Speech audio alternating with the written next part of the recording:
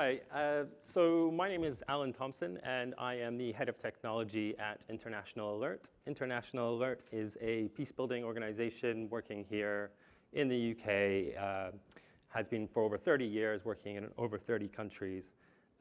And I've come here to tell you the story about how I ended up working where I do, given that 3.5 years ago, I was a software developer in the private sector. I was looking for ways to move into the tech for good field, and what software developers do when they want to do that is they visit a hackathon that is in the sort of area that they're interested in.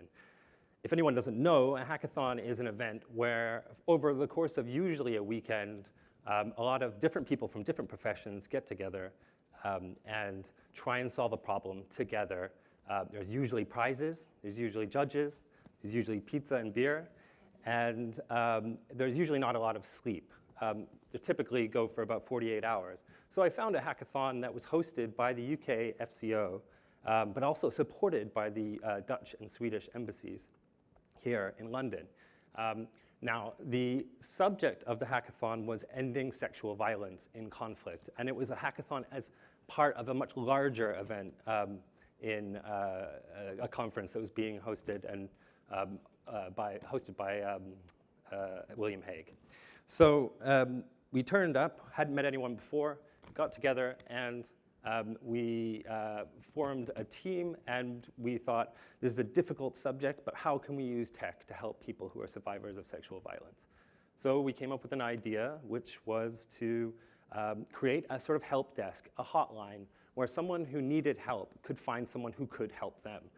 A way to text message in, and then a caseworker would call back the person in need and help them. So directing people who needed help to people who could help.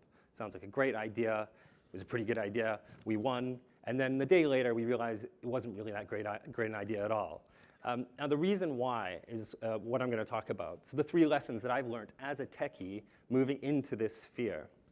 I'm going to spend another 2.5 minutes telling you about that, and then I'm going to introduce my colleague, Stuart Moir, who is someone coming from peacebuilding background, talking about how tech is making its way into the work that he does. So you'll get the same story from 2 sides of the coin. So the first lesson that I learned was that actually tech can introduce vulnerability. We were targeting vulnerable people, and by creating a case management system, we were collecting a data set of people who are really already vulnerable. And what happens if we leaked that data just once? If that data got away, then those people would be forever more vulnerable. And that's the sort of danger that we realized we hadn't really considered, and was a contrast to the private sector.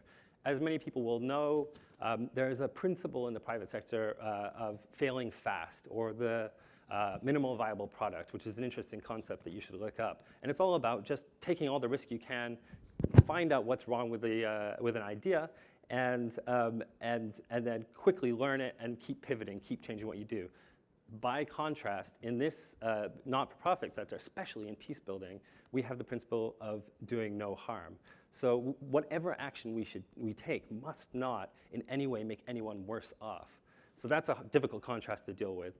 The second lesson that we learned was that actually software development and entrepreneurship is quite similar in terms of design principles with those that you would see in program design in the not-for-profit sector, certainly in peacebuilding, which is that we design with the users. We don't design for the users, or in the words of peacebuilding, the beneficiaries, for instance. So that's why we realized, sitting in an air-conditioned office in London, that we should actually not be trying to design for Syrian refugees, who are our target. So we set up a hackathon in collaboration with Alert, and that's when I started working with them in Beirut. And we got all the sponsors we could, Facebook, Uber, to bring everyone in, and lots of people working on projects that were seeking to solve problems around access to infrastructure for women, youth, and refugees in Lebanon. Now, the winners, as far as I know, are not still going, but one of the participants, called Nata Kalam, which I'd recommend you look up, are actually in London at the moment. And since that hackathon, they have raised over $250,000 in actual sales for their product that they started to develop while they were at that hackathon. The aim of Nata Kalam is to hook up Syrian refugees with people who want to learn colloquial Arabic in the States. So most of their clients have been in the States. They're in London this week, and they're looking for clients here in London if anyone wants to get in touch. So the third lesson we learned actually was it's not really about who wins. It's what hackathons give you is the opportunity to form strong networks and meet people you never would have met before. It's because of that event and a series of other hackathons that I eventually found my way to Alert and work there now. And it's a very challenging world to live in as a sort of as a software developer, but it's actually very interesting. So I'm going to let Stuart tell you the story from the other side now. Stuart is involved in programming design and monitoring at International Alert.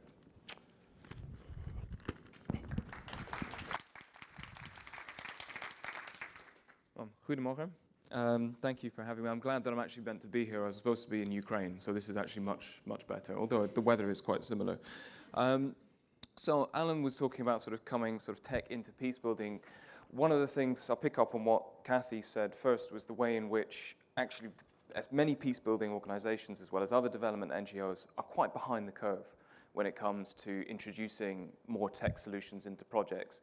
There has been an amount of skepticism over how at least sustainable they are, also how usable are they in the field. And then there's sort of a lot of misconceptions about where people have access to internet or not. And well, actually, in most reaches of the world, people have a smartphone now. So for example, like lots of the previous preconceptions are being challenged. So I mean, what I'm trying to do at the moment is I'm responsible for the design and the assessment of our projects in Ukraine, South Caucasus, and Central Asia, so covering the former Soviet Union space. And I mean, this is an area in which now, particularly in South Caucasus, you're seeing lots of these sort of tech startup companies, more of these sort of innovation labs and things, but they're not really being harnessed into what is a very difficult geopolitical arena. So one of the things that we want to do is, one is introduce innovations into our projects to also keep our donors happy. We are responsible, at least, we have to commit to donor funding cycles, so we have to sort of be innovative and come up with things that are interesting.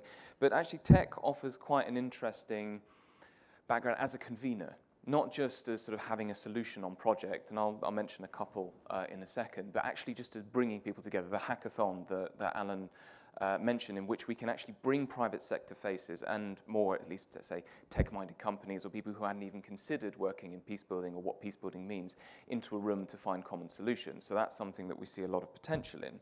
I think also with the shift with regards to conflict and the digital battlefield is something with which we very much have to engage. The traditional forms of dialogue in which people-to-people contact, bringing people from across borders in third locations to come together, while it's still valid and it's still very worthy, in many cases, a lot of the appetite for that type of meeting is waning. And so therefore having like the digital space in which people interact more and more and more is something with which we have to get in touch. So I'll quickly now give an example of where we introduced tech into a program. And that was in Tunisia. That program recently came to an end, but it's had some very interesting outcomes and something that we hope will be sustainable. But it was using a tech app called OpenStreetMapping. OpenStreetMapping is free software, and through one of our partners in country, we decided to use it as a means to give young people a voice in local governance. Because in certain outskirts of Tunisia, particularly in the wake of the Arab Spring, lots of young people were feeling disaffected, that their voices were not heard at the higher levels of government.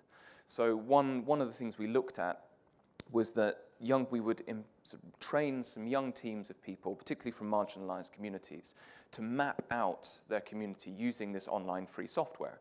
It works in a way like Google Maps, and so you can pin things on it. So what the aim of what they were doing was to map their particular area in terms of businesses, in terms of services, and then to think about where the needs gaps were. Where did local government need to invest? Where did services need to be improved? So in doing that research, they were then sort of trained in how to advocate and then brought, at least to present to local government.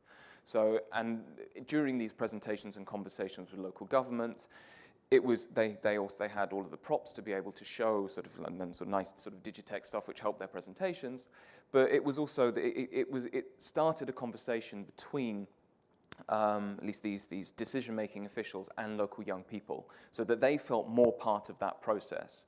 And at least some of the outcomes that we saw seemed that these recommendations that were made by the young people were acted upon.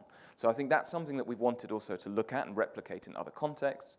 For me, I mean, that was in Kyrgyzstan. Unfortunately, though, this is the tech solution that can work in one area doesn't always work in another, because the idea of using an OpenStreetMap, which looks at geography and sort of a map, meant that then fell under the remit of the security services and national integrity and sort of sovereignty. So therefore, we had to sort of ditch that idea, because it meant having to, we would be under the eye of the security services, and then the different types of security problem that could be involved for our participants. As I have about at least 15 or so, I think, seconds remaining, I mean, some of the other, at least, ideas for tech that we have to integrate into projects is that, again, for Kyrgyzstan, we're looking at using particular filters to be able to monitor tolerance in the media around religion and democracy. So at least having at least some kind of solution to save a lot of manpower and be able to collect different articles so that we can chart over time whether there have been spikes in particular types of language used, because you've got a lot of secular and religious tension.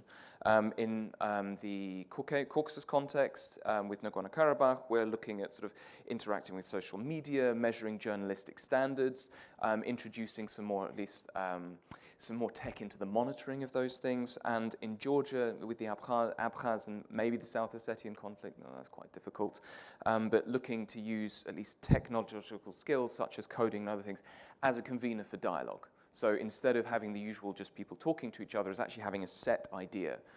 So they're coming to learn, and in so doing can then interact with others. So that's in a nutshell. Thanks.